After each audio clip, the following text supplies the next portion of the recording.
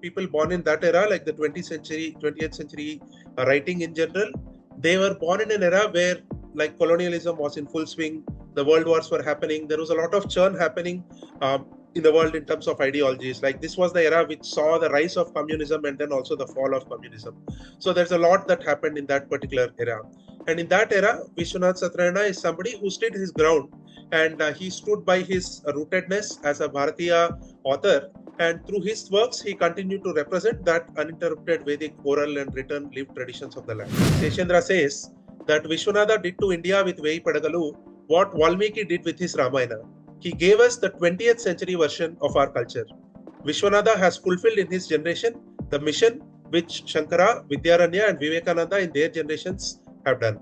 And he has kept the fires burning, the great fires of Vedic Agni. Now, for somebody who is new, this might appear like an exaggeration or a hyperbole.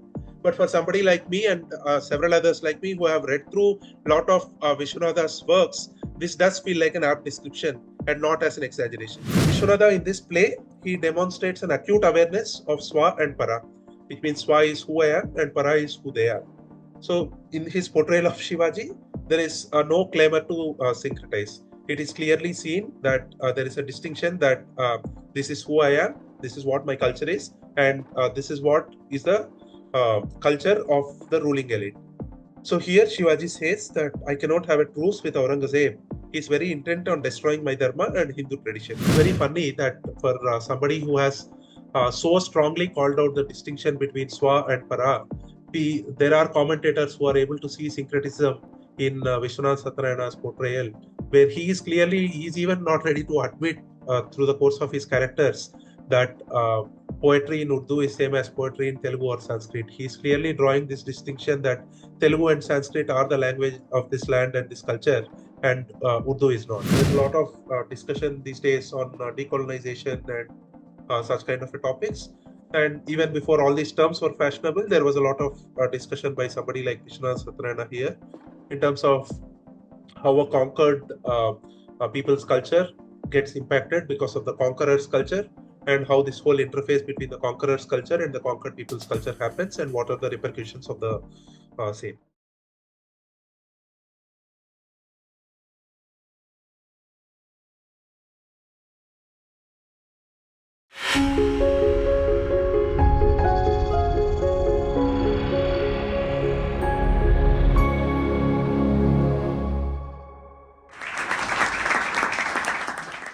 So today's topic, as it was just called out, that this is about examining the claims of religious syncretism and composite culture in Viswanatha Satyanarayana's Mroyu Tummeda. So I know it's like a mouthful and it sounds like a very scholarly kind of a topic, but I'll try to break it down and simplify it as much as I can. So broadly speaking, the reason that why we are discussing this topic today is that in general, over time, we have like sort of developed a perspective with respect to the interface of Hinduism and various other religions on this land over time. Largely, broadly speaking, our majority perspective is more on a secular sort of a lens, and also in the sense where we see things as a composite. So what is famously called the Ganga Jamni Tehzeeb, which is essentially talking about a blend of two parallel faiths coming together, and then it's sort of seamlessly blending with each other. And that is the sort of model that is put on a higher pedestal. And in this particular book, Mroyu Tummeda, which is a novel written by Viswanatha Satyanarayana, there is a lot of mention about Hindustani music. There is a lot of mention about how the times were in the Hyderabad state, which was under the rule of the Nizams. And then there is a lot of discussion on the Shastra basis of music, and then how various musical artists, Hindustani music artists, how they operated in their era, so on. So what is happening over time is that like this book was first published in 1960s. Incidentally, there was a reprint of this book that just got released about 10 days ago. And just about that time, there was also a conference that was conducted here in Hyderabad around this book. And one of the journalists or editors of the largest Telugu newspaper in this part of the country, that editor also brought up this novel. And again, there was this mention of composite culture. So this whole moniker of a composite culture or a syncretic culture keeps coming back again and again when we talk about Hinduism and Islam. And what I'm trying to do here in this talk is to do a bit of a double click or a deep dive onto what exactly did Viswanatha Satyanarayana actually write about in his novels on this Hindu-Muslim interface, and how exactly are we supposed to process this in our times today. So I'll first start by giving a very quick introduction to Viswanatha Satyanarayana's works itself. Um, so this was shared in the brochure as a part of the talk, but I'll just give a quick brief. So Viswanatha Satyanarayana is known as Kavi Samrat, and he's a renowned Telugu writer and Jnanpith and Padma Bhushan awardee. He has authored close to 57 novels, although it says 60 here. It's really like 57 novels and then a bunch of other works, or totaling to, let's say, about 120 odd literary works that span across novels, drama, poetry, and an epic poetic corpus like what is mentioned here as Srimad Ramayana Kalpavriksham, which is essentially a new age rendition of Ramayana in the classical meter, and that got the Jnanpith Award. So this talk, as I mentioned, it explores his views specifically on the Hindu-Muslim cultural interface, where the focus is on the novel Mroyu Tummeda, but we'll also touch upon a couple of other works where these themes were broadly touched upon. So just a bit more background on the author, Viswanatha Satyanarayana, because he's more well-known in the Telugu circles, but not as popular, let's say, outside of the Telugu circles. But he's somebody who is really a national treasure. So as mentioned here, all of his writings, they are deeply rooted in the uninterrupted Vedic oral, written, and lived traditions of India, that is Bharat. So all of his writings, they are unabashedly committed to the Vedic tradition. And a lot of his, in his writings, you'd see a very, very rooted perspective. So typically what happens is people born in that era, like the 20th century writing in general, they were born in an era where like colonialism was in full swing, the world wars were happening. There was a lot of churn happening in the world in terms of ideologies. Like this was the era which saw the rise of communism and then also the fall of communism. So there's a lot that happened in that particular era. And in that era, Viswanatha Satyanarayana is somebody who stood his ground, and he stood by his rootedness as a Bharatiya author. And through his works, he continued to represent that uninterrupted Vedic oral and written lived traditions of the land. Now, one of his epic novels, Veyi Padagalu, it's probably the most popular of his works, and it continues to be a bestseller even to this day in the Telugu spaces. This was translated into Hindi as Sahasrafana or Thousand Hoods by our Prime Minister, late Prime Minister Sri P.V. Narasimha Rao. And this book again is like a magnum opus of sorts. So as you see here, there is another famous author in the Telugu literature space called Gunturu Seshendra Sharma, who incidentally is only the second to have been nominated for the Nobel Literature Prize from India after Rabindranath Tagore. And Seshendra himself considered himself as a disciple of Viswanatha. And he summarized the multifaceted literary produce and persona of Viswanatha by saying that Viswanatha is the living link between the past and the future. So here, Seshendra is essentially describing Viswanatha of that 20th century era as a living link between the past and the future.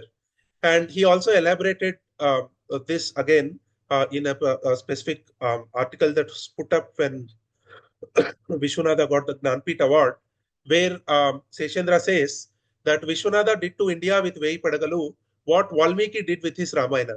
He gave us the 20th century version of our culture. Viswanatha has fulfilled in his generation the mission which Shankara, Vidyaranya, and Vivekananda in their generations have done. And he has kept the fires burning, the great fires of Vedic Agni. Now, for somebody who is new, this might appear like an exaggeration or a hyperbole. But for somebody like me and several others like me who have read through a lot of Viswanatha's works, this does feel like an apt description and not as an exaggeration. Because that's the kind of nature or span of work that Viswanatha Satyanarayana has left in the 20th century. So now specifically what we'll do is we'll deep dive into a couple of Viswanatha's works, exploring this particular theme on Hindu-Islam cultural interface and broadly also the what transpired in the colonial era. So I'll first start with how I got pulled into these conversations in the recent past. So there is this novel here. It's in Telugu, of course. It's called Vakra Rekha. It is a historic novel written first by uh, Munimatyam Narasimha Rao, another famous author. And Viswanatha Satyanarayana happened to be he did what is called like an editorial supervision for this particular novel. And this got, again, it was first written in 1931, but there was a reprint and it just got released about sometime last year. And I happened to read through it, and there was some conversation around this particular novel. And this novel, although Viswanatha Satyanarayana is not the primary author, his influence on the novel it can be seen and felt by anyone who reads through it. So this particular novel is written in the background of the founding of the Bahmani Deccan Sultanate. Alauddin Bahman Shah, or also called Zafar Khan, he is the founding member of that particular dynasty. And this novel kind of starts there on how the whole Bahmani Sultanate came into the picture, and then how that dynasty evolved and how it got split over time and how several kingdoms came up, so on. So in the wiki article, it's available even now, that in the wiki article of Alauddin Bahman Shah, if you go today and read, there is this small mention, like a one-liner, that talks about the fact that Zafar Khan had earlier been a servant of a Brahmin astrologer at Delhi named Gangu. And then that's why he's also called Hassan Gangu. So this is like a historical fiction or a semi-historical fiction sort of a novel, which kind of elaborated by taking this one line, which is essentially it has taken these two lineages. There is a lineage of this Brahmin, and there is a lineage of this the Sultan, and then this interplay between these two lineages is what is seen in this particular novel. So what happens here is that there's a lot of graphic detail in the novel on the atrocities done on Hindus by the Bahmani kings over time. And there is a particular focus on the atrocities done against women, Hindu women, Brahmin women, and also on Brahmin men chanting Vedas, temple destruction, temple idol destruction, so on. There are also explicit references to the term kafir and about the fact that Hindus are worshipping false gods. So essentially, I mean, some of this, of course, people can debate on the level of detail and on the accuracies. But broadly speaking, even let's say hardcore Marxist historians do acknowledge the fact that this sort of a destruction happened, although they may not agree with putting a religious color to it, and they may just portray it as a typical power struggle where somebody like one king trying to attack the another king, so they end up destroying whatever that kingdom holds dear. So typically, a secular Marxist perspective on this would be that Hindu kings also have destroyed temples of other Hindu kings, or Hindu kings have destroyed Buddhist and Jain temples, or so on. So this is broadly the picture that is painted. But in this particular novel, since it was written specifically in the context of the Bahmani kingdom, there is no like that sort of a sugarcoating or that sort of a narrative building is not there. It's quite plain, and it explicitly talks about how the atrocities were done, targeting particular Hindu temples and targeting specifically there are like graphic descriptions of the Sultan coming and then him seeing a bunch of Brahmins chanting Vedas near a temple, and that infuriating the Sultan. And there are also explicit references, as I said, to the term kafir, where there is this thing saying that your temples need to be destroyed, you are unbelievers, you are not believing in the true religion, so on. So this was written in 1930, so perhaps, I mean, it was not as like things were perhaps not as political as they are now. So maybe the author also did not find any reason to sugarcoat this any further. So Munimanikyan Narasimha, who is the author, and Viswanatha Satyanarayana, who worked closely on the book, they kind of covered these themes. Now, what has happened is that in the novel, there is also this mention of this pact or truce between the Brahmin Gangu and the Sultan, as I mentioned. And what they tried to build as a narrative is that they both the Brahmin and the Sultan got into a truce that although the Sultan is reigning, he'll have a responsibility towards all of his subjects and not just believers of Islam. So there is an explicit pact that the Sultan is going to treat both the believers and unbelievers, both of them with equal respect. And there is also this explicit truce written that there won't be any atrocities done on Brahmins. And then over time, the way it is portrayed is that that pact breaks, and the descendants of this Gangu Brahmin, they go against the Sultan to say that whatever pact our forefathers or ancestors had, that has now been broken, and things are now just beyond any repair, and there doesn't seem to be any possibilities of a truce between both our religions. And then there is some the novel kind of ends with there's a tragedy sort of an ending to that particular novel. Now, when this novel came out recently, and there was some of this chat around this, there was some criticism. So the criticism was pretty much on these lines, what I've called out here, that the first criticism is that Viswanatha Satyanarayana himself is not an author. He is just somebody who did an editorial supervision. So whatever these themes are, which popularly are caricatured as overt Hindutva ideology, they should not be ascribed to him. So this is one criticism, saying that maybe in this book, perhaps all these explicit references are there to temple destruction.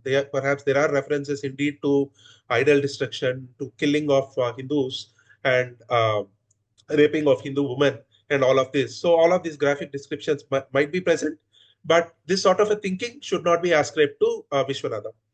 And the argument given there is that Viswanatha Satyanarayana is somebody who is like a traditionalist, and he's not a political or a Hindutva sort of an author.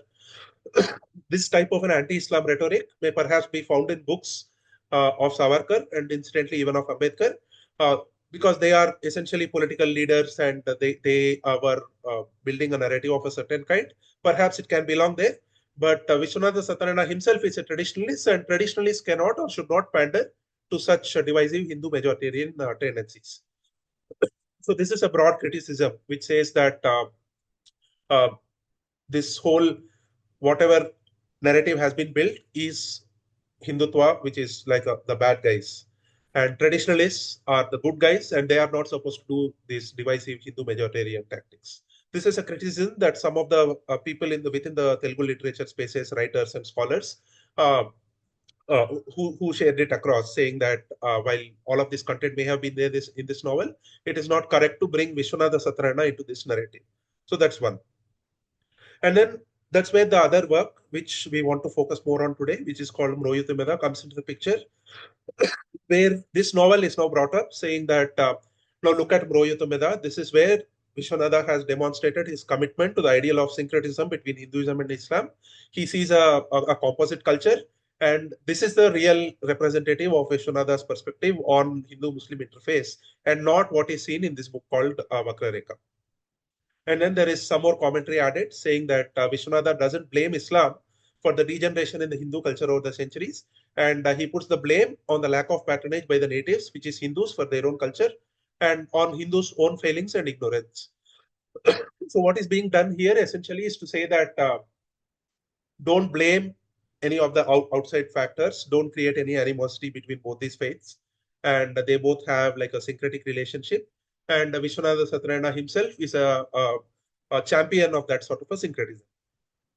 So this is something that I took an objection with, and I thought that is something we need to examine more by going a bit deep into this particular novel called Mroyu Tummeda.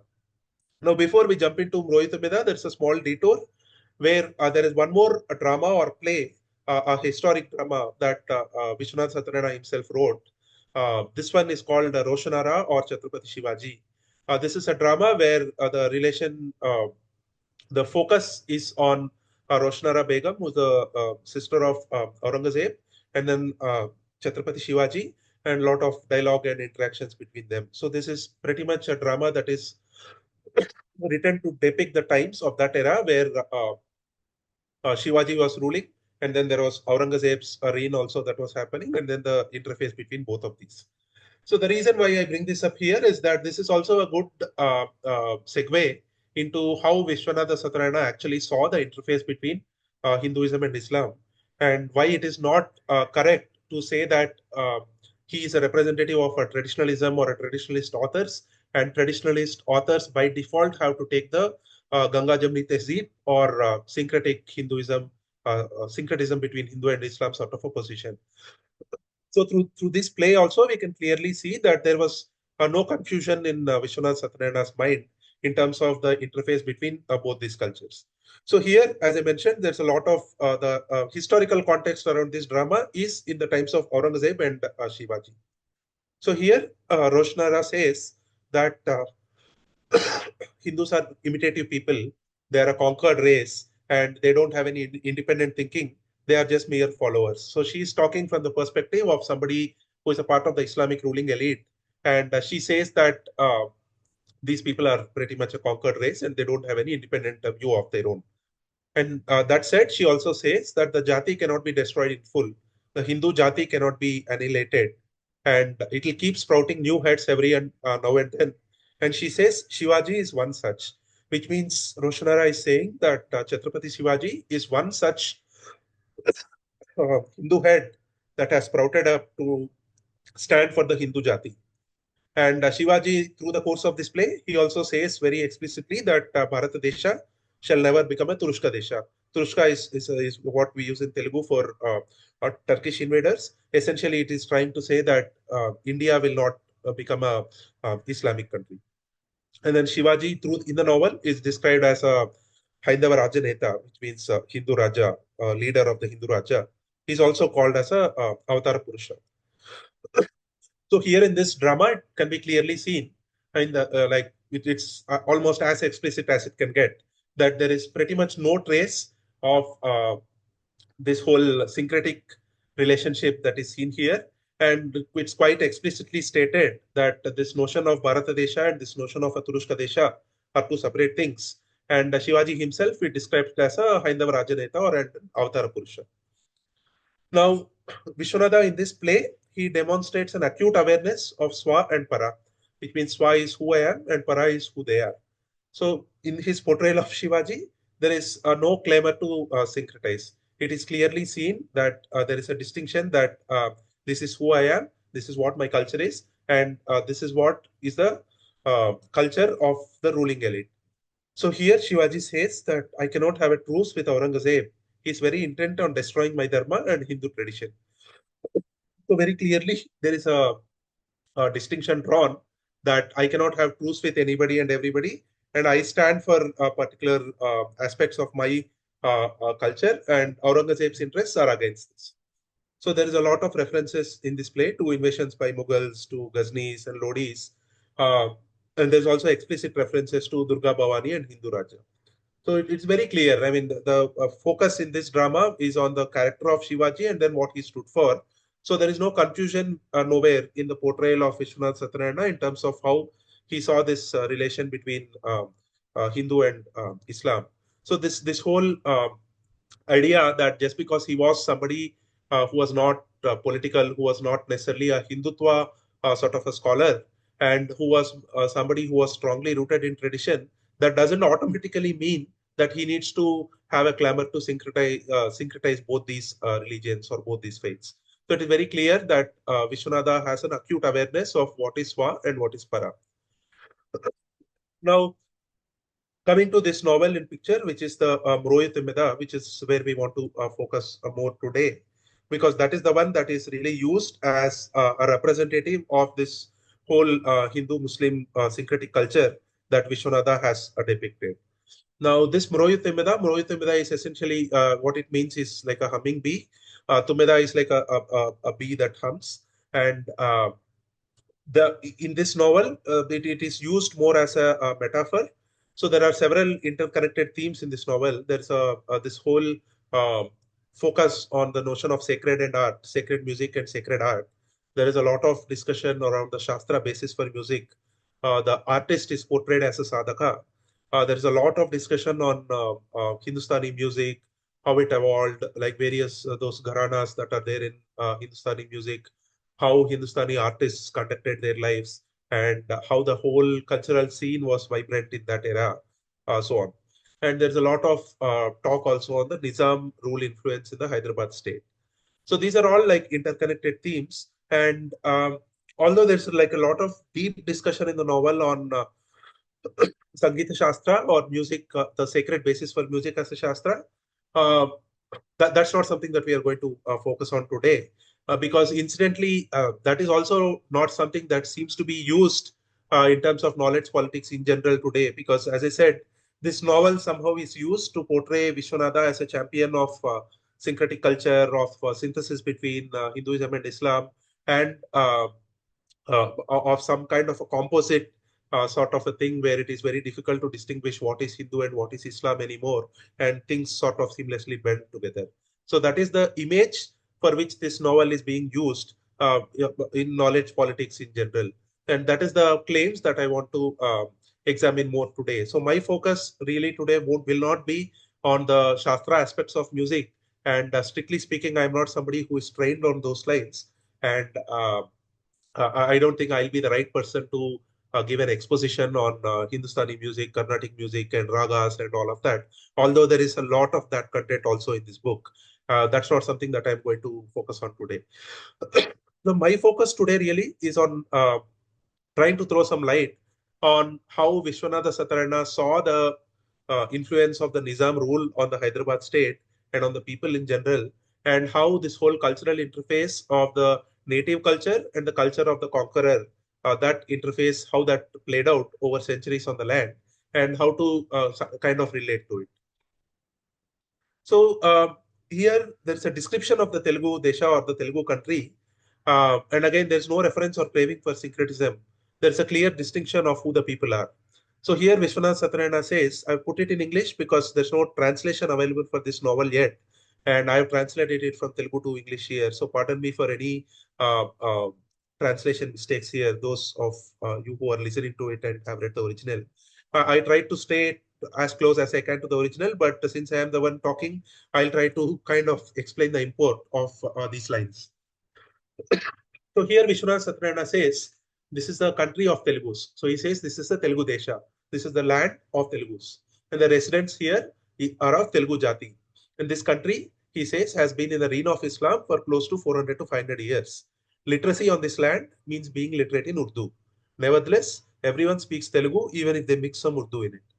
So for those who are unaware, the kings, particularly the Nizam kings who were here, they put a lot more emphasis on Urdu as the state language. And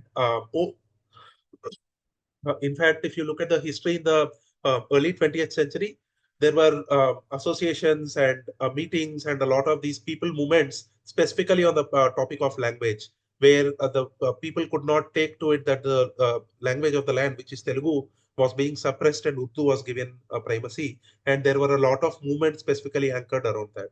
So here Vishwanatha says that this is the land of Telugus and it is a Telugu Jati. Or since this country has been in the reign of Islam for several centuries, over time, literacy has come to mean being literate in Urdu, because that is the language of the king or that is the language of the state. Nevertheless, everyone speaks Telugu. So there is a clear distinction here again of what is my language and what is the language that is being imposed on top of me. So despite being under the rule of Islam for hundreds of years, this land hasn't lost its sense of roots. They haven't forgotten Telugu language and they haven't given up on the samskaras of Telugu Jati. They haven't forgotten who they are. An exception may exist to this norm, but as a people, as a whole, they aren't spoiled. So here, he's trying to say that this region has been exposed to the rule of Islam for hundreds of years. But despite that exposure, the Telugu language and the language itself is a vehicle for the samskaras of the Jati. So he says that both the roots, which is the Telugu language, and the samskaras of Telugu Jati, they are people haven't lost it. Maybe there are one odd exception. Some people may have converted, or some may have lost the sense of ties to their roots. But broadly speaking, the Telangana state or the Hyderabad state of that era, which is let's say mid 20th century or early 20th century, as depicted in the novel, he says that that land has not given up its sense of roots despite this prolonged exposure to Islam. So again, it's very clearly seen that there is a culture of the land, there is a culture of the people, and there is a culture of the ruler or the conqueror. So that distinction is very clear in this particular depiction. So here, interestingly, Vishwanatha makes a comparison between the coastal part of Andhra and then the Telangana.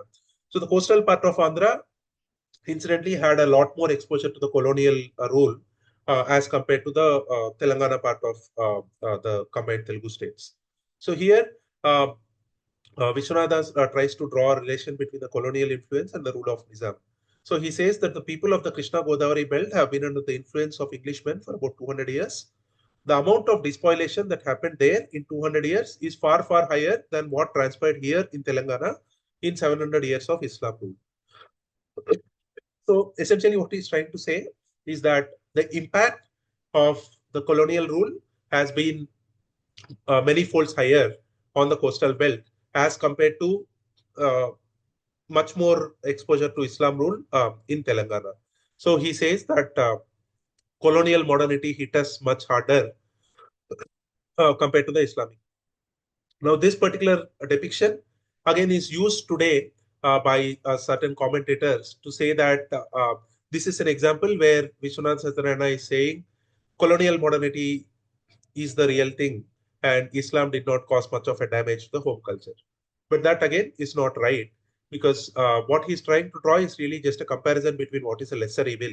So between these both and given the continued exposure in those two regions, Vishwanatha is just making a remark that perhaps the damage done because of colonial influence in the coastal belt is much higher than what happened in the Telangana belt in terms of how rooted people have remained after exposure to this. But this doesn't mean that there was no despoilation at all to the native culture due to the Islamic invasions. And that is something that is clear in the previous slide, where he had clearly acknowledged the fact that the native culture was indeed threatened or under some sort of a pressure in this prolonged exposure to the Islam rule, be it in the matters of language or on culture otherwise. And he appreciates the fact that the people actually stuck to their roots.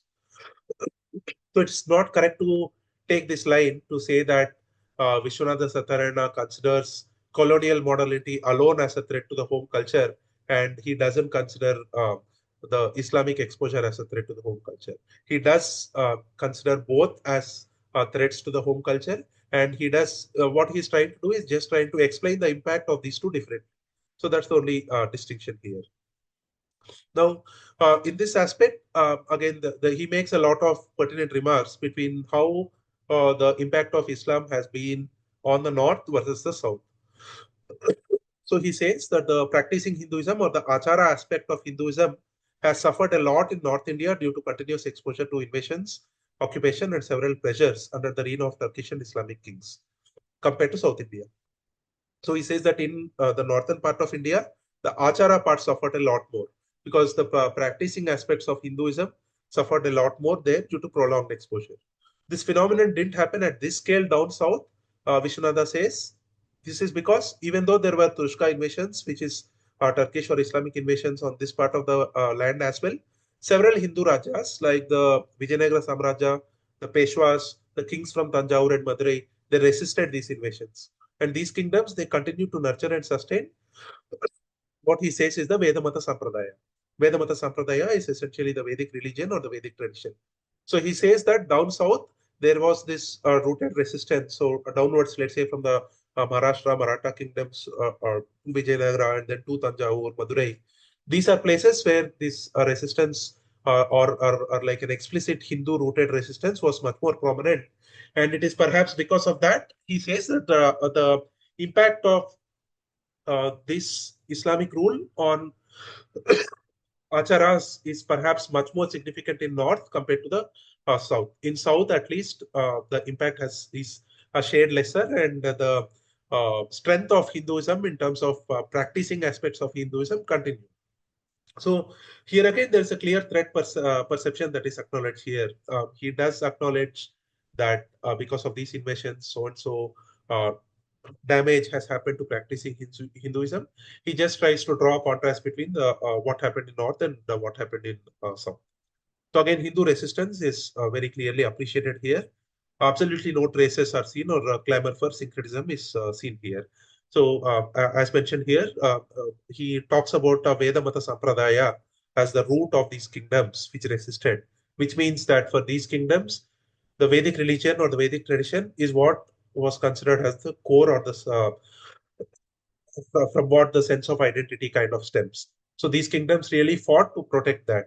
And it was not that these were kingdoms that were, in no sense, secular or merely participating in a power struggle. The Vedamata Sampradaya mattered to these kingdoms. So similar acknowledgement again is seen in the other novel that I mentioned at the start, which is Vakra Rekha, which is on the Bahmani kingdom. So what you see in the map is essentially the spread of the Bahmani kingdom. You had these 5 regions: Bidar, Bijapur, Golconda, Berar, and Ahmednagar. And then down Below that, you had the Vijayanagara Empire, and below that, of course, Tanjavur and Madurai and all of that.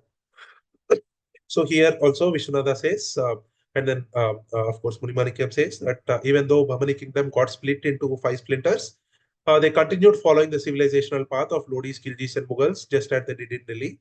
And but despite all this, southern India didn't let go of Bharatiya Sampradaya.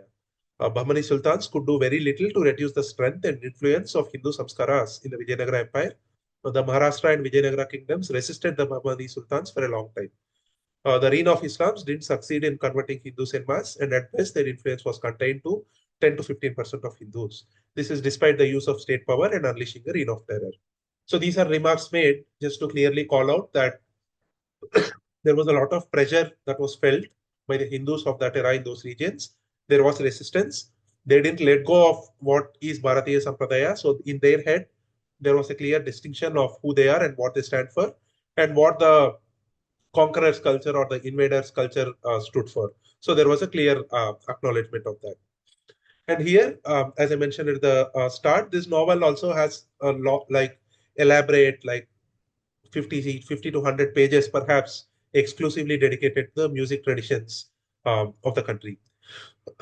And specifically, again, there's a lot of treatment on the influence of Islam on music. And again, here there is a distinction drawn between North and South.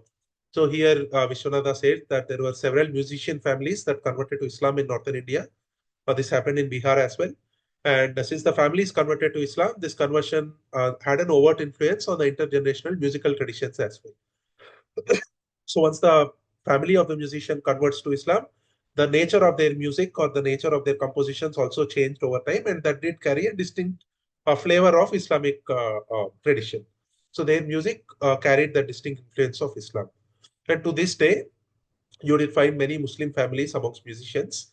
And here again, Vishwanatha tries to draw a distinction that they may be Muslims by religion, but by their faith or Vishwas, they are also Hindus. Because these are people, these musicians, you find devotees of Kali, Krishna, and Rama amongst them. Some are Sanskrit scholars as well. And these are musicians who haven't given up on their Indian or Bharatiya roots.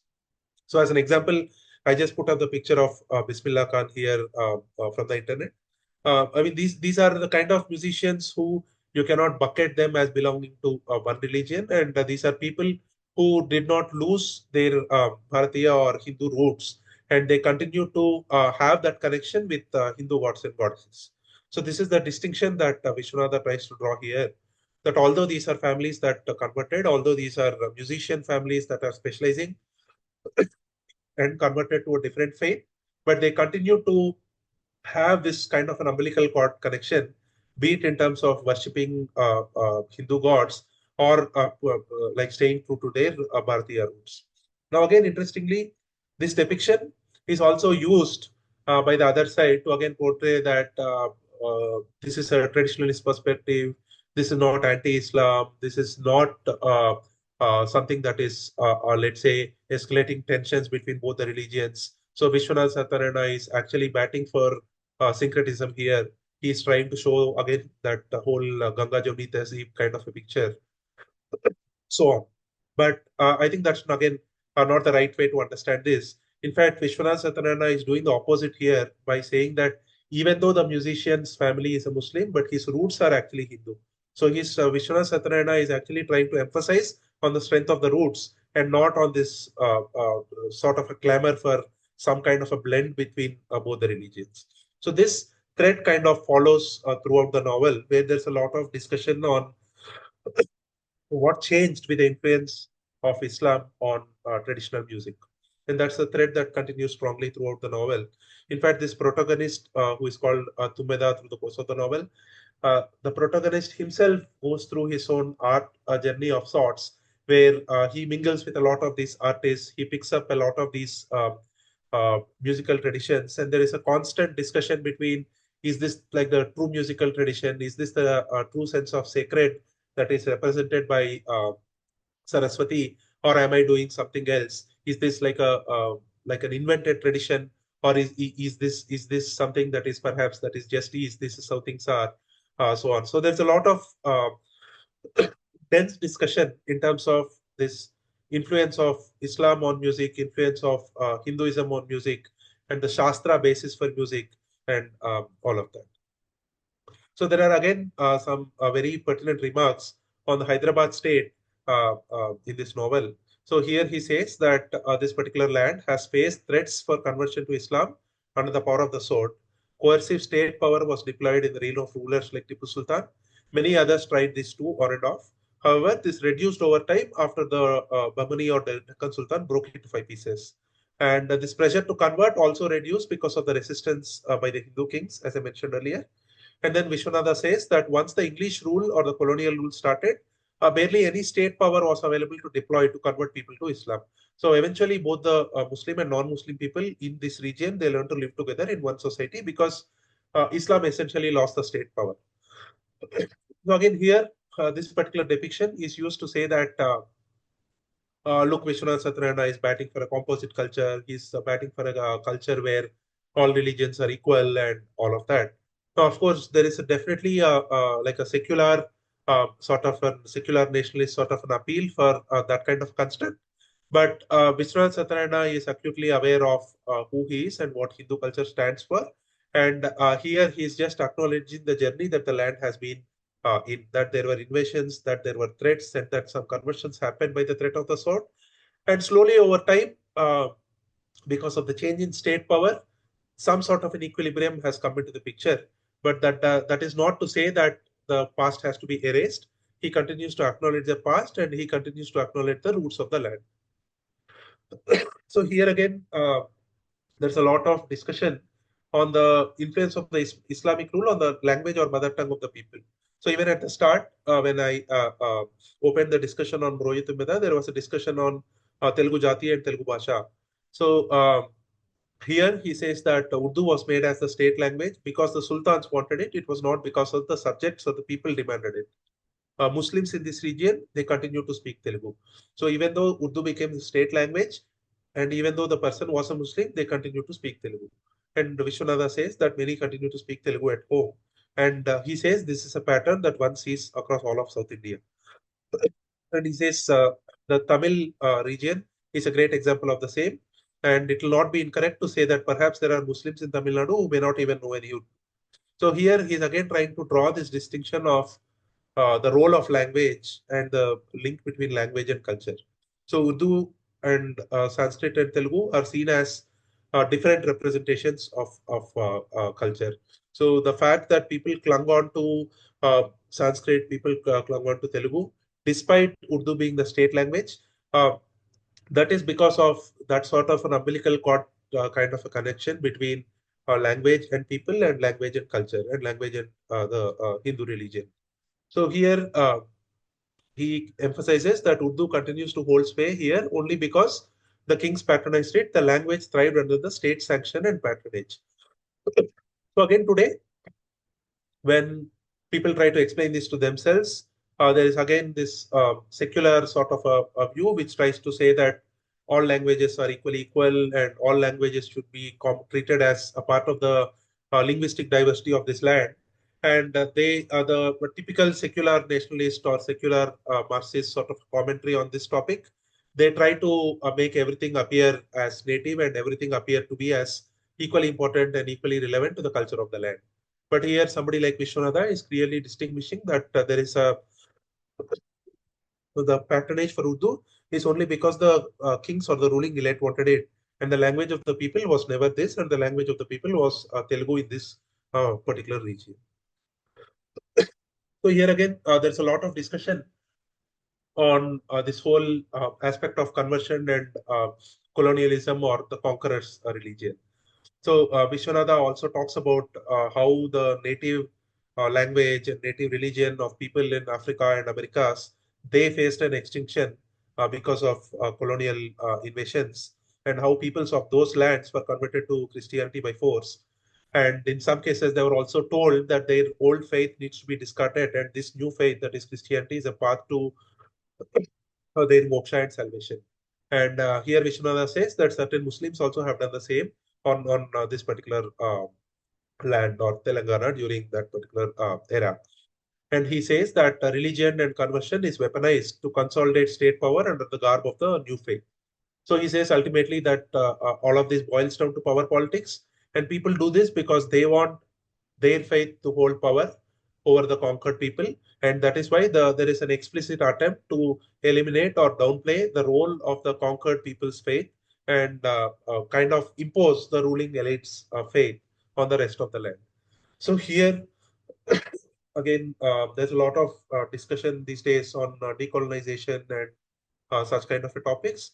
And even before all these terms were fashionable, there was a lot of discussion by somebody like Viswanatha Satyanarayana here in terms of how a conquered people's culture gets impacted because of the conqueror's culture, and how this whole interface between the conqueror's culture and the conquered people's culture happens, and what are the repercussions of the same. So here, again, Viswanatha Satyanarayana says that there is nothing wrong about being passionate about one's faith, but however, one needs to be cognizant that the entire country cannot be converted to Islam. So this is a particular dialogue from the book on the drama or play on Roshanara and Shivaji that I have cited here. That here, this is a dialogue of Roshanara that Viswanatha wrote, where Roshanara laments that maybe it is okay if you are very passionate about Islam, but you need to be cognizant that the entire country cannot be converted to Islam, and this country will be a mixture of Hindus, Buddhists, Parsis, Jains, and they'll all continue to live together. This is a lament that Roshanara makes through the course of a discussion on this topic of religion. And another character with whom Roshanara is having this conversation, called Mola Ali, that character quips back saying that this vision of Bharat is at odds with that nurtured by Aurangzeb. So here again, there is a discussion that the faith of the conqueror and the interests of the conqueror to impose the faith on the rest of the land, so on. So the reason why you bring this up is again because today this kind of discussion is it's sort of caricatured and politicized, and the moment you bring up these topics, as I mentioned at the start, you are tagged along with certain Hindutva thinkers, so that it becomes political after that. It is like, oh, this person is supporting Savarkar, this person is supporting Hindu majoritarian views of Ambedkar, or this person is supporting some sort of a majoritarian fascism and things like that. So this is a kind of caricaturing that usually happens. And as I mentioned at the start, there has been this whole thing has been built up over time that traditionalist Hinduism should not discuss these topics. Those are exclusively in the domain of Hindutva majoritarianism or whatever that ideology is called. And there's a kind of distinction drawn that these kind of topics are controversial and political, and they belong to the Hindutva space, which is not for scholars and not for serious people and not for intellectuals. Traditional Hinduism or traditionalist Hinduism is for serious people, and these serious people, by definition, should also be supportive of syncretism, of Ganga Jamni Tehzeeb and all of that. So that is the kind of binary that is built. And through this talk and through all these mentions, I'm trying to draw a light to this fact that somebody as traditionalist and as rooted as Viswanatha Satyanarayana also was acutely aware of what his home culture was and what the conqueror's culture is, and the impact of the spread of that culture on this culture. And he's clearly trying to draw these lines. So again, here Viswanatha draws a mention to this line, which is a famous, others may know it too, which is to say Rajanumato Dharma, which means the what people essentially follow as dharma at some level, it will be imitative of the ruling elite or the kings. So here he says that there is an influence of the state religion on achara, because this particular land was exposed like through centuries to Islamic rule. People also started imitating their rulers. So here he specifically draws a reference. I put a picture here just to draw some connections, that wearing sherwanis, that started to be seen as a marker of a civilized or cultured person in Telangana, says Viswanatha, because the ruling elite kind of adopted that dress code, and the kings kind of adopted that dress code. So here Viswanatha says that there is an influence of the state religion or king's religion on achara, which is practices of people. So as you get exposed more and more to a certain flavor of the state patronage, you will start changing yourself or molding your own religion, because you also at some level seek state sanction and state patronage. So you don't want to do something that will upset your ruler. So here he says Hindus in Telangana over time, they started imitating the Muslim royalty and Muslim elite when it came to celebrating festivals and dressing up. So here again, there is a distinction of what is the culture of the subjects and what is the culture of the ruler. So this particular uh, discussion in this novel is very specific to prayer halls or multi-faith prayer practices. And I'll perhaps wrap up after discussing this in some level of detail, because this is actually quite interesting, because this sort of plays out today even in our times as well. So here Viswanatha Satyanarayana is talking about a university hostel which has got a bunch of Muslim students and Hindu students. And he says that Muslim students have a room for themselves to perform namaz, or like a prayer hall. And he says Hindus also have a room in that particular hostel that is being described in the novel. But he says that barely any Hindus go there. Hindus do not have this kind of prayers that demand a room for themselves. So here, Vishwanatha is trying to draw a distinction between the role or like how prayer matters to somebody who is practicing Islam versus somebody who is practicing Hinduism, and he's trying to draw that distinction. So I've just put up a picture here of like anybody who goes to the airports, you would see this kind of a multi-faith prayer room in the airports. And again, here, if you see, typically the imagery that is used also is more, it's mostly meant for people doing their namaz. Also, although they say multi-faith, but you don't usually see a lot of like Hindus go in. So in this case, some of these prayer rooms, like the one depicted here in the London airport, in fact, they have gone one step further, where uh, they also have multi-faith chaplains. So there is like a Christian chaplain, there is a Hindu chaplain. So this is a way in which religions are being customized or changed to accommodate for this sort of a reality. Because one religion started demanding a prayer room, others also started demanding a prayer room, but they don't know what to do with that prayer room.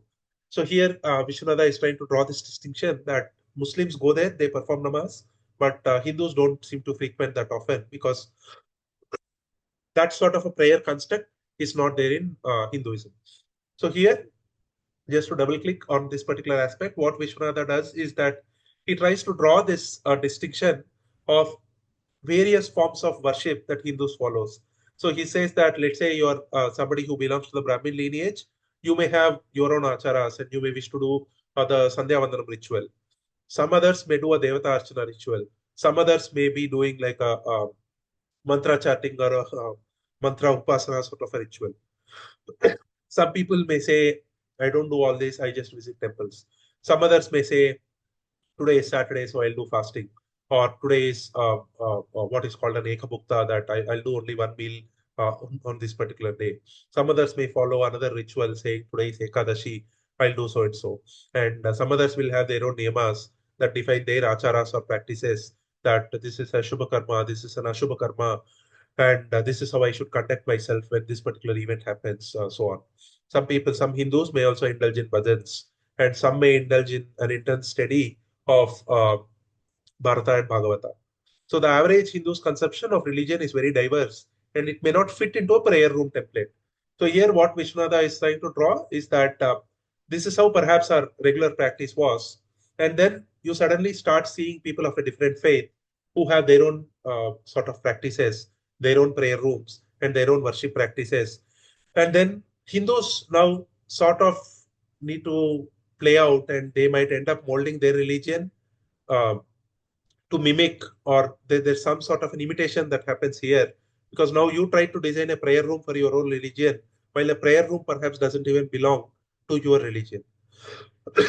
So elaborating on this, Vishwanatha further says that let's say the act of eating, which is the bhojan kriya, that itself may be seen as a form of praying, paying obeisance to Bhagwan.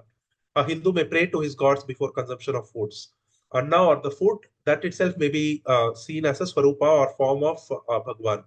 So this is a foundational siddhanta within Hinduism. And here Viswanatha says that Hindus do not have a concept of prayer, which is exactly like how the other religions have it. We have a notion of dhyana, we have a notion of shravana, we have a notion of manana, but this is very different from what happens, let's say, in a prayer room sort of a setup, or what a Muslim does when he does namaz in a prayer room. So it is not correct to blindly imitate those religions and try to do the same thing, because that doesn't fit into your scheme of things. So here again, Vishnada is trying to draw this difference between practices of Hinduism and the practices of Islam. So he says that the influence of prayer on practicing Hinduism increased because of state patronage and proselytizing efforts from prayer-focused faiths. So as Hindus got exposed more and more to these prayer-focused faiths, they started redesigning or trying to accommodate these practices into their religion also somehow.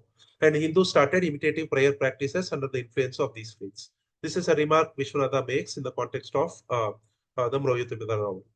So here again, there's a lot of emphasis or description trying to explain this whole cultural, like religious interface or cultural interface between the religion of the people and religion of the conqueror, like what is being imposed from top down by the state versus what people actually practice. So here he says that whenever colonialism happens, colonialism is not a word that he uses in Telugu. He uses more of the conquered versus conqueror sort of a distinction, and I'm using it colonialism because that is something that is more relatable in the English context.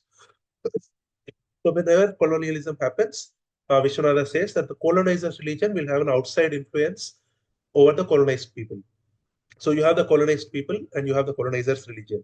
The colonizer's religion will have an outsized influence over the colonized people. The colonizer's religion is patronized by the state and the ruling elite. And the colonized people, they will start looking down upon their own religion and customs. And the colonial consciousness kinds of takes over, and they start hating their own kind. They are filled with shame and guilt about the practices of their home or native religion. So the word that he uses in Telugu is Swajati.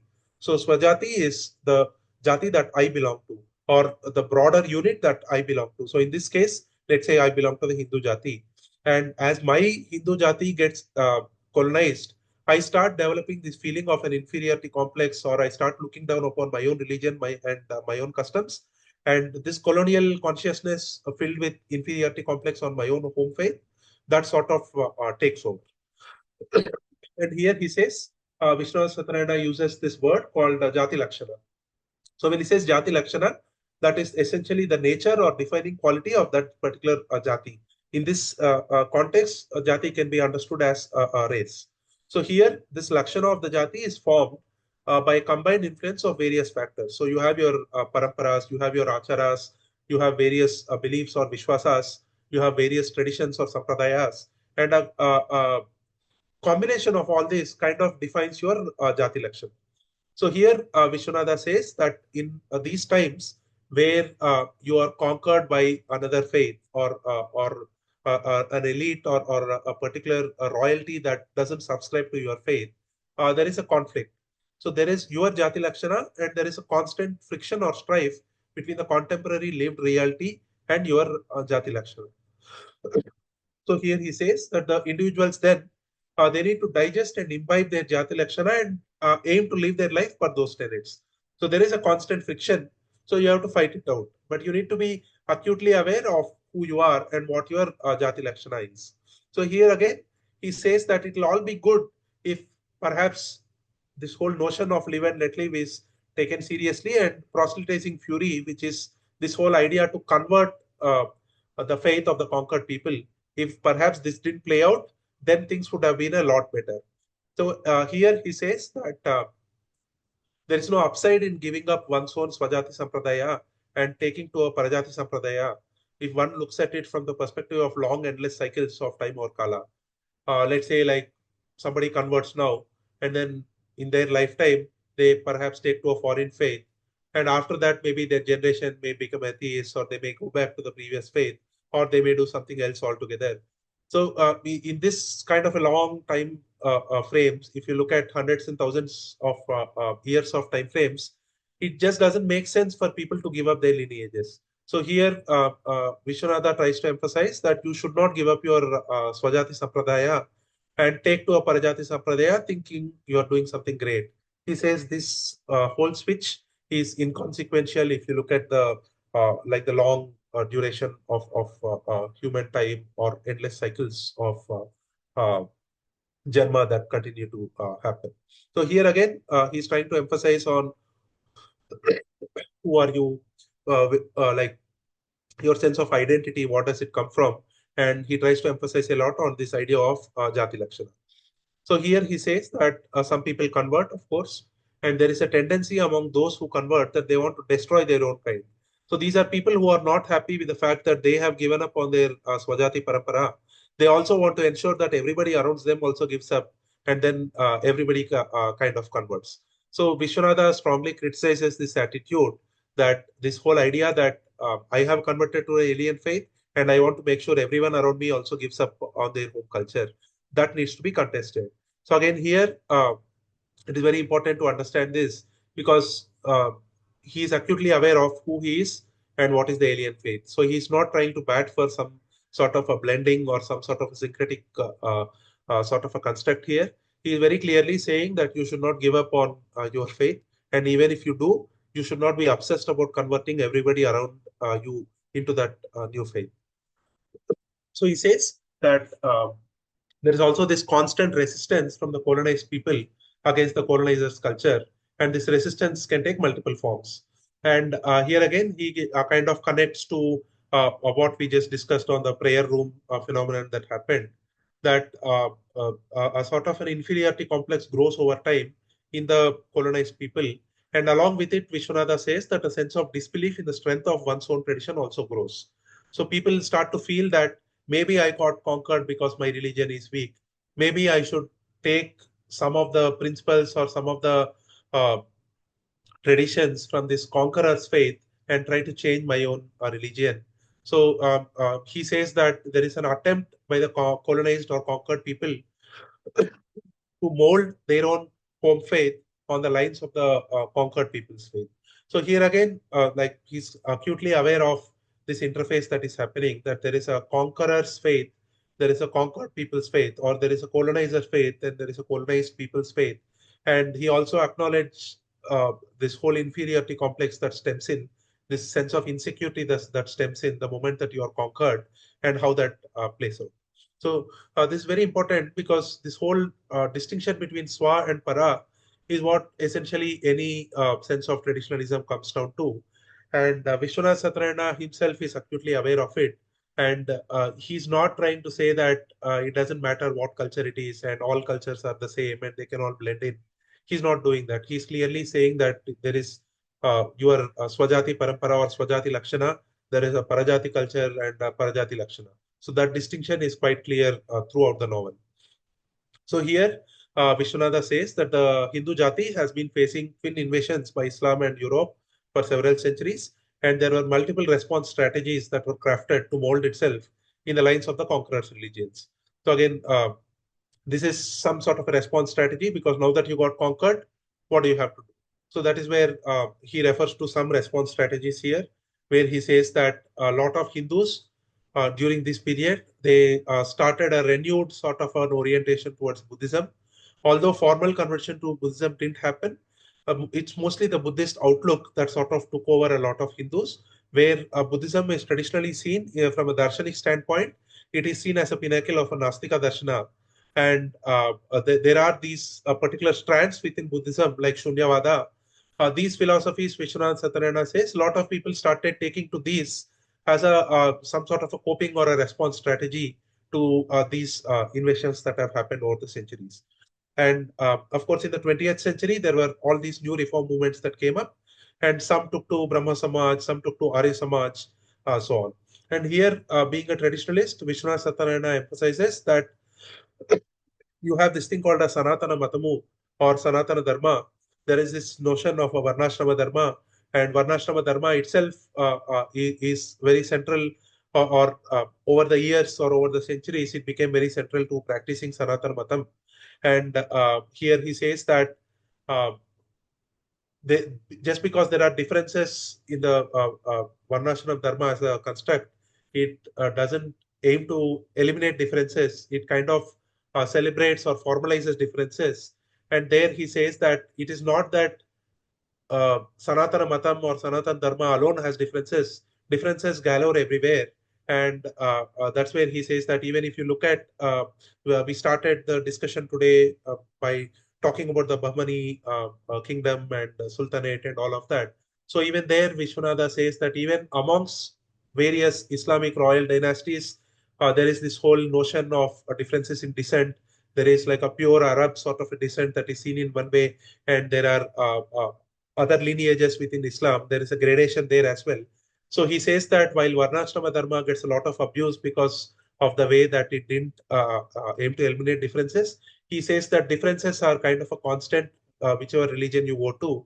Christianity is full of various sectarian differences. And Islam, of course, also has a lot of differences if you just look at the global spread of how Islam is and how various flavors of Islam in various regions are treated.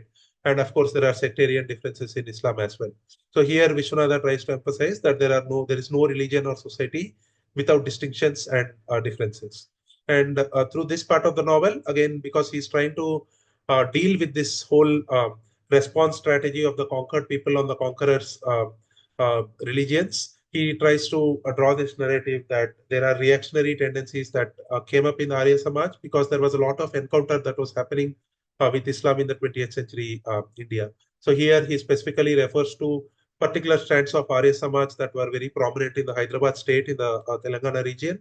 And he refers to how there were like very strong reactionary aspects whenever there were excesses from the Islamic side, the Arya Samaj side kind of countered it.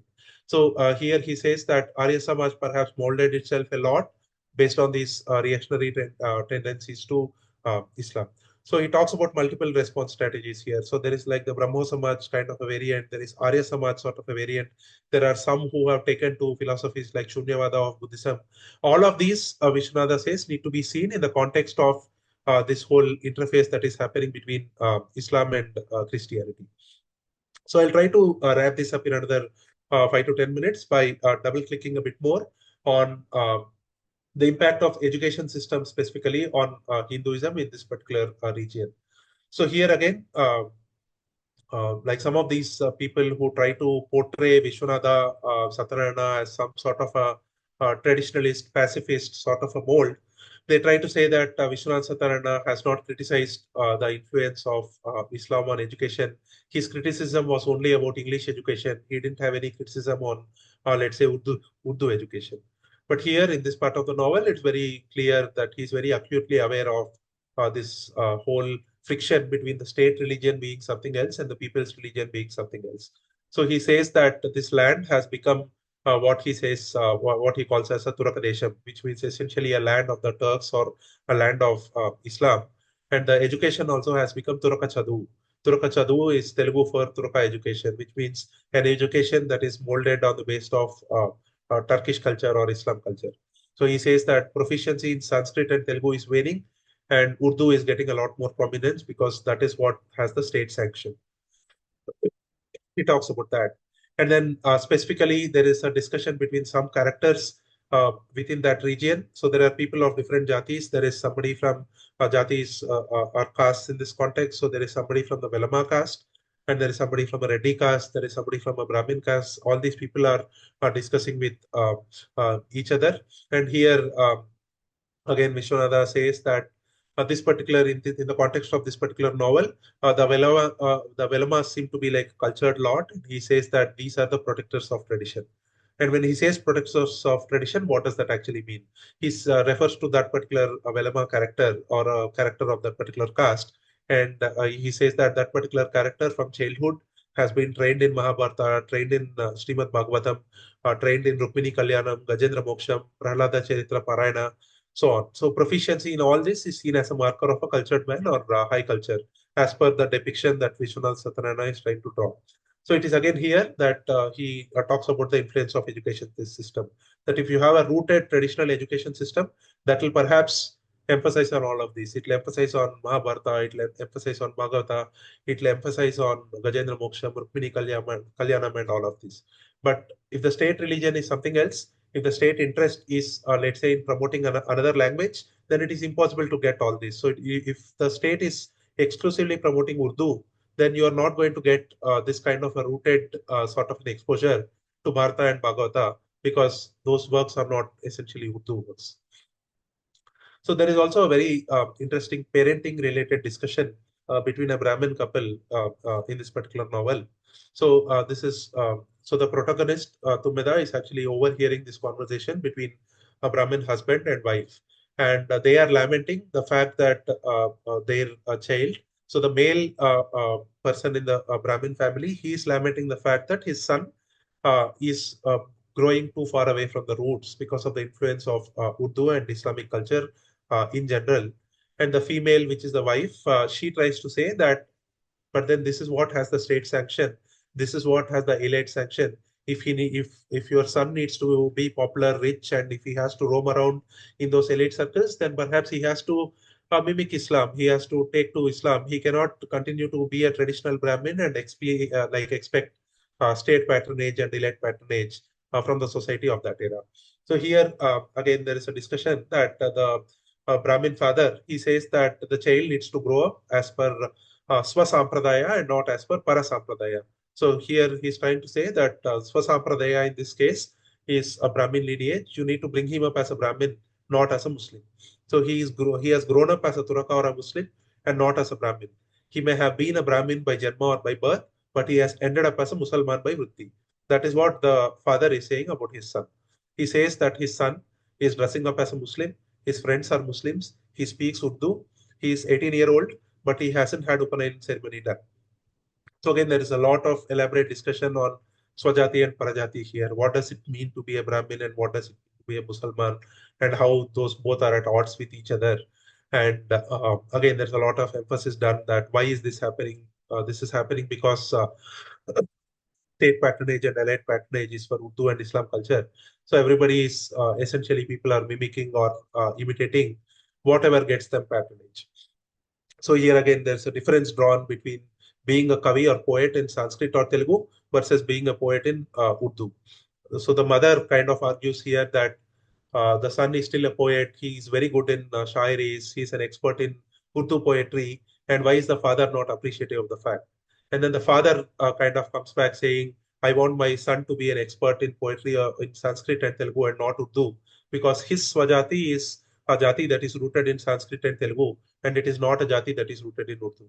So here again, there's a lot of distinction of who am I and who have I become or what am I becoming. So there is it's very funny that for somebody who has so strongly called out the distinction between Swa and Para, there are commentators who are able to see syncretism in Viswanatha Satyanarayana's portrayal, where he's even not ready to admit through the course of his characters that poetry in Urdu is same as poetry in Telugu or Sanskrit. He's clearly drawing this distinction that Telugu and Sanskrit are the language of this land and this culture, and Urdu is not. So Vishwanatha is very clear in terms of this particular distinction. So as I mentioned, this novel has a lot of emphasis on music and the Shastra basis for music. So the protagonist Tummeda, he gets a lot of these visions of a Sri Murti, a womanly figure with whom he has conversations. So these are so the woman suddenly shows up in particular when he is roaming, let's say close to a water stream or in a particular lake, when he is close to a lake. Suddenly he has these visions of the woman, and there is a conversation that happens with the woman. So that woman, Sri Murti, she is a personification. You can look at it more as a literary instrument. She is a personification essentially of the Sangita Vidya Saraswati. And this female figure explicitly pleads the protagonist to free her from the cage that she has been imprisoned in. The import essentially is that the music or the Sangita Kala is a Vedic art. It is a Samaveda or Samagana sort of an art. It has its sacred roots in Vedas and Shastras.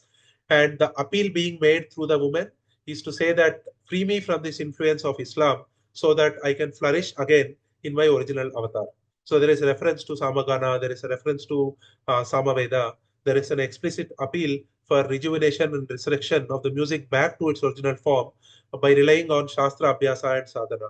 So the protagonist keeps guessing these voices that he cannot just blindly follow whatever is the flavor of the season in terms of the musical traditions of the land.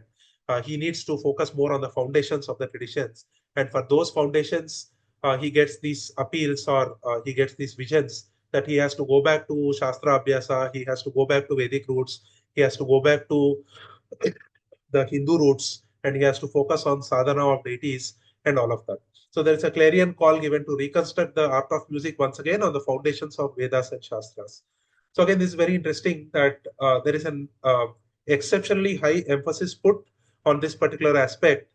But despite this, commentators who are reading this novel, they try to see that, oh, Viswanatha Satyanarayana is promoting Hindustani music. He doesn't mind uh, Muslim musicians. He doesn't mind this confluence of Islam and uh, Hinduism, and he's not trying to bat for a more purer form of music that is not influenced by Islam and all of that. They kind of selectively take some aspects of the novel to say that that is what Vishwanatha stands for, and that is what all traditionalist Hindus need to stand for.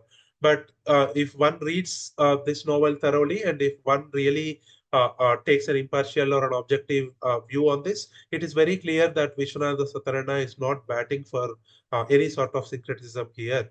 And by this particular conversations between these visions of this deity personified as a Srimurti and these explicit appeals to free her from the cage that she is imprisoned in, it is very clear that Viswanatha Satyanarayana doesn't see any sort of a syncretism here. He's in fact appealing to musicians to go back to the Shastra foundations of music, to go back to the Shastra Abhyasa, starting from the Vedic roots, and then make sure that that art form kind of flourishes. So I'll probably wrap this up here.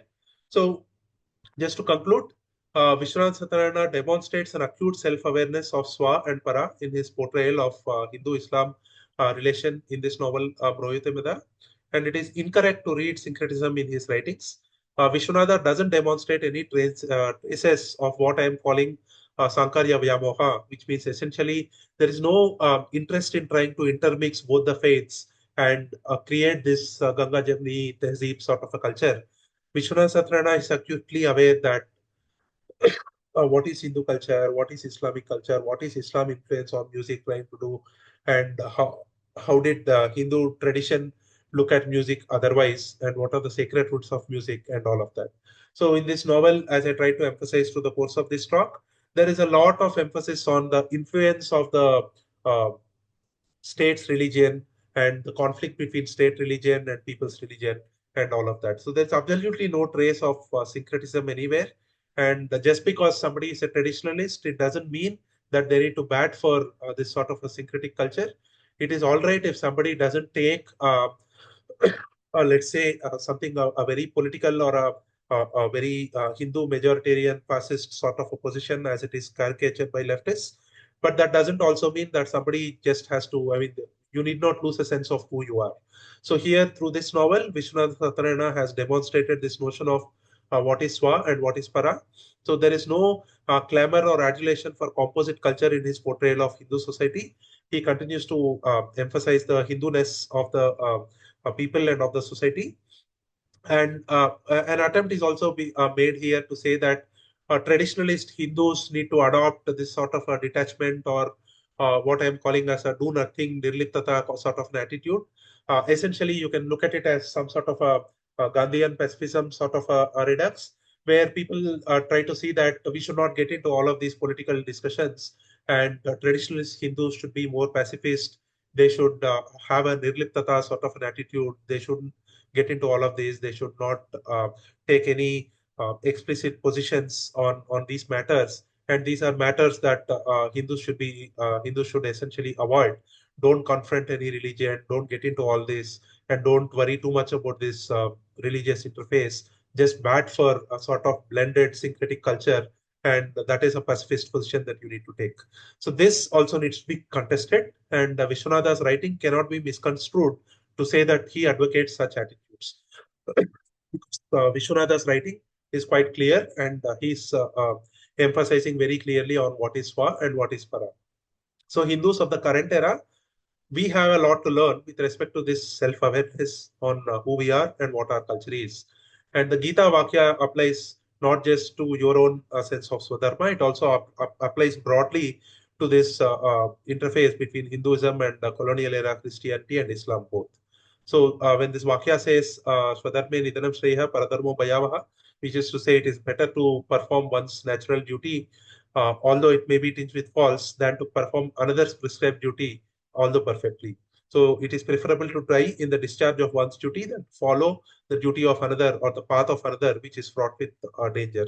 This is the Gita Vakya. And in this context of Mroyu Tummeda and all of this knowledge politics surrounding this novel and Viswanatha's portrayal of Hindu Islam, uh, the import of this particular Gita Vakya essentially is that in the case of Hindus, you need to be very clear that your Swadharma and your allegiance is to your religion, and you need not have this clamor to somehow blend or syncretize or have some sort of this intermixed kind of a view on religions. It is all right if you say that this is my religion and these are my boundaries, and I want to stick to this. And that is the sort of perspective that Viswanatha Satyanarayana tried to build in this particular novel.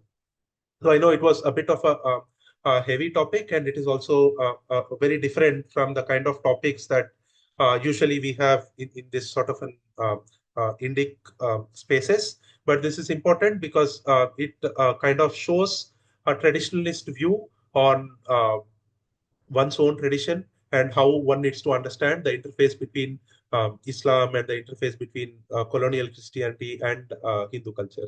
So I try to draw some awareness into this particular fact by using Viswanatha Satyanarayana's works. Thanks to CIS and Indus University for giving me this opportunity, and I hope this was useful and it will help more and more people to also engage and indulge with sources in Indian literature, not just Viswanatha Satyanarayana in Telugu. There are many more authors in many other languages as well. It is important to engage with those languages because Bharatiya Bhasha is where Bharatiya Sanskriti really flourishes. So while most of my lecture today was in English, I'd like to emphasize that people should continue to engage with Sanskrit and with Indian languages because that's where the core of who we are and our self-definition really lies. So yeah, so thank you. Thanks to the CAS team for giving me this opportunity.